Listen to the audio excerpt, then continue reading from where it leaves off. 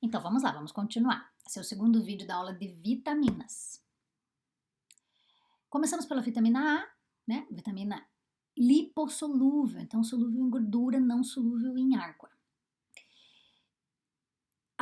Então o que a gente já falou da vitamina A na aula passada, na videoaula gravada? Ela é importante para a saúde visual, para a saúde da visão.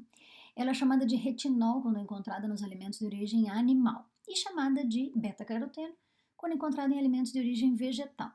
Você vai ver ali nos slides quanto que tem de vitamina A em cada alimento. Não que a gente precise de fato decorar isso é uma bobagem.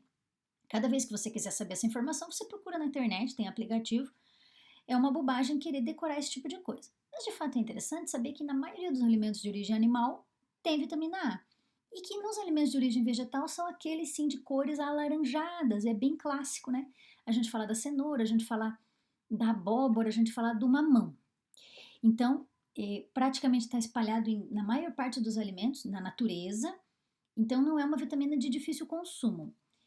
Durante muito tempo no Brasil houve grande deficiência de vitamina A, a gente chama de hipovitaminose A. Ainda existe, ela é mais rara hoje, mas ela ainda existe.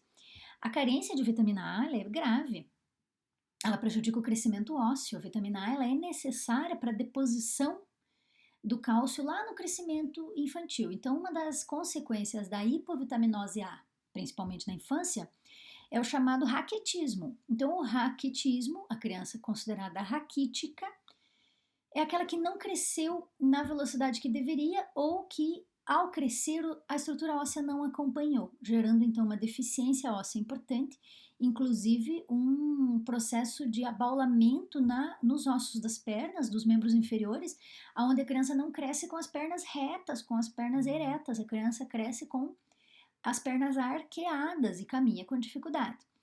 Então, lá nas décadas de 60, 70, 80, nós tínhamos muita essa deficiência no Brasil. Isso hoje é raro, ainda tem, logicamente que é raro você ver um indivíduo, seja adulto ou criança, deficiente em somente uma vitamina, só deficiência de vitamina A. Isso é difícil. Normalmente, quando alguém tem uma alimentação muito inadequada ou quando tem uma carência financeira que gera um processo de desnutrição, a gente vai encontrar uma série de carências ali. Então, vai ter a desnutrição calórica, vai ter a desnutrição do tipo proteica, vai ter a carência de cálcio, de vitamina D, vai ter a anemia, que é a falta de ferro e de B12, por exemplo, e vai ter carência de vitamina A. Então, a gente brinca que a tragédia não vem sozinha, né? Quando a gente vê alguém com algum tipo de hipovitaminose, não é só de uma vitamina especial. Por isso é importante a alimentação bem diversificada, bem colorida, como a gente já sabe desde sempre, né? O prato, quanto mais colorido, mais nutritivo ele é. Falei que eu ia começar falando então das lipossolúveis, vitaminas A, D, E e K. Depois a gente vai entrar nas hidrossolúveis, que é todo o complexo B e a vitamina C. Falando então da vitamina D, é a queridinha do momento, né? A vitamina D, ela é sim responsável pela absorção de cálcio na matriz óssea. Então nós precisamos de vitamina D para que o cálcio permaneça lá dentro do osso e que, portanto, a gente tenha uma estrutura firme dos ossos em frente ao processo de envelhecimento de forma sadia. Então a vitamina D ela previne a osteoporose. Por mais que a osteoporose seja mais intimamente ligada ao consumo de cálcio, é a vitamina D que mantém o cálcio fixo na matriz óssea.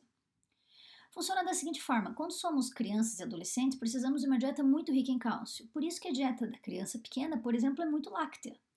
De fato, o cálcio é muito importante na primeira infância, na fase pré-escolar e escolar, e provavelmente a maioria de nós foi aquela família que tomou achocolatado, tomou café com leite, tomou Yakult, comeu iogurte ao longo da infância e da adolescência. Porque a gente aqui do sul do Brasil gosta muito desses alimentos.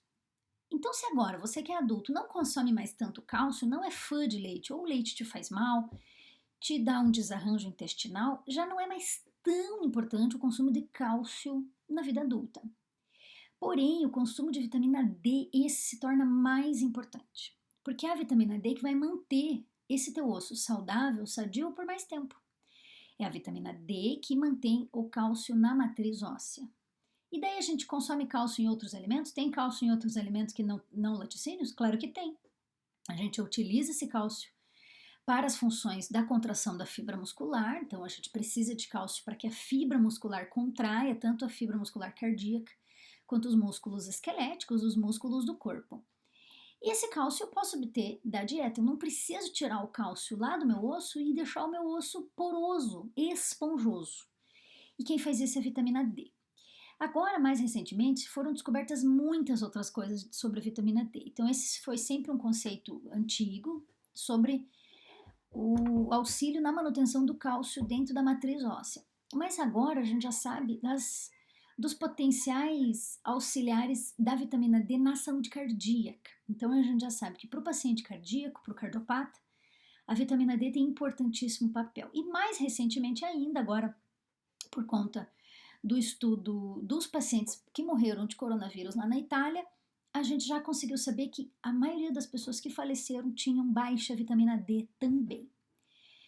Claro, gente, uma coisa pode ser consequência da outra. Vamos pensar, a maior parte das pessoas que morreram, sim, são idosos e bastante idosos, acima de 70, 80 anos. O que faz com que tenhamos uma disfunção de hipovitaminose na fase idoso avançado? Sem dúvida. Então, não é uma coincidência. Também, quando moramos em regiões frias, e por aqui, de fato, o papo se torna mais importante pelo fato da gente morar em Curitiba, regiões mais frias, com menor insolação. Então, quantos dias do ano nós temos, de fato, contato com o sol? Muito menos em Curitiba do que qualquer outra capital brasileira. Então, quando a região ela é de baixa insolação, a gente aproveita menos a vitamina D proveniente da dieta.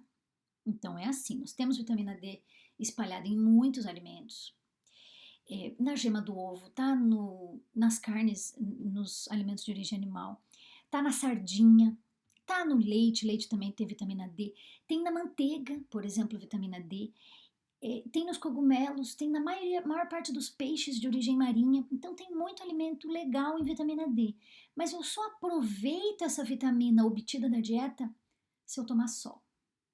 Então a gente precisa tomar sol.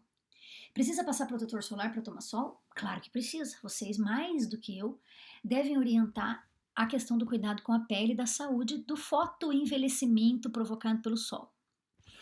Porém, pegar sol também faz muito bem. Precisamos pegar sol e, logicamente, o ideal é que a gente pegue o sol nas primeiras horas da manhã, que é um sol mais sadio, mas que não pode ser...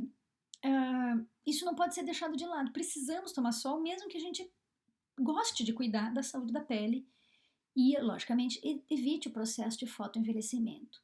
Eu vou repetir, a gente só aproveita a vitamina D que vem da dieta, que vem dos alimentos, se a gente tomar sol.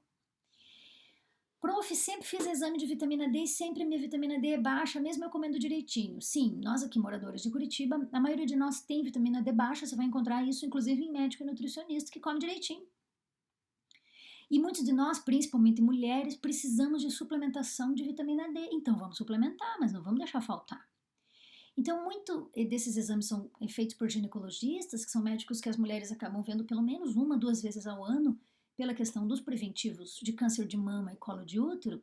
E daí o médico solicita o exame de vitamina D e ela dá baixa. A vitamina D baixa é abaixo de 30. A gente chama lá 30 miligramas por decilitro. O que temos que fazer? Temos que suplementar.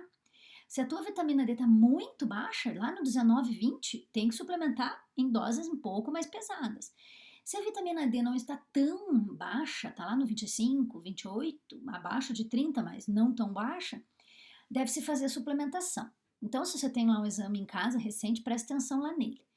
Eu suplemento os meus pacientes no consultório todas as semanas, não deixo ficar baixa a vitamina D de ninguém, para proteger a estrutura da matriz óssea, a questão do envelhecimento e a saúde cardíaca, e agora mais do que nunca, né, gente? Estamos falando de imunidade. Então, a gente prescreve mais ou menos assim, em torno de 7 a 10 mil unidades internacionais para pacientes entre 20 e 30 mil, 20 e 30 o exame, né, de vitamina D, e a gente prescreve doses mais altas de comprimidos, cápsulas uma vez por semana, de 50 mil unidades internacionais para quem tem vitamina D abaixo de 20. Esses números não vão cair em prova, só para que você que tem dúvida ou que já toma vitamina D, preste atenção na dosagem que está tomando. Então, se a tua vitamina D é muito baixa, a dosagem é de uma cápsula semanal, de uma dosagem alta, 50 mil unidades internacionais. Existe uma dose de manutenção aí de 7 a 10 mil unidades. Se a vitamina D não é tão baixa, bem menos unidades, aí 7 mil, 5 mil, já são suficientes para a manutenção dos níveis séricos adequados.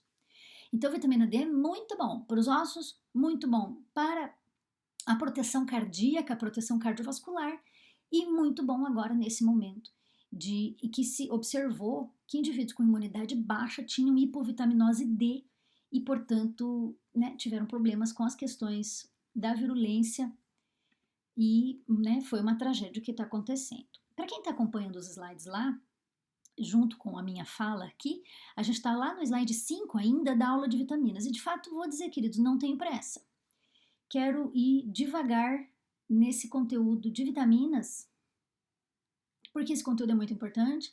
Eu não quero passar essa disciplina, esse módulo, sem dar valorizar de fato a vitamina. Você vê aí as grandes fontes de vitamina D na dieta, então o sinho, o salmão, os peixes de origem marinha são os campeões de vitamina D, então desde a sardinha, né, até o salmão, são peixes do mar, são extremamente ricos, mas também tem no iogurte, também tem no leite, também está na gema de ovo, e tem um slide só para ele, lá o slide 6, também está no sol, sim, vitamina D é absorvida na pele pela ação da insolação, pela ação do sol. Tem um mapa que eu gosto de colocar sempre para explicar a importância do sol.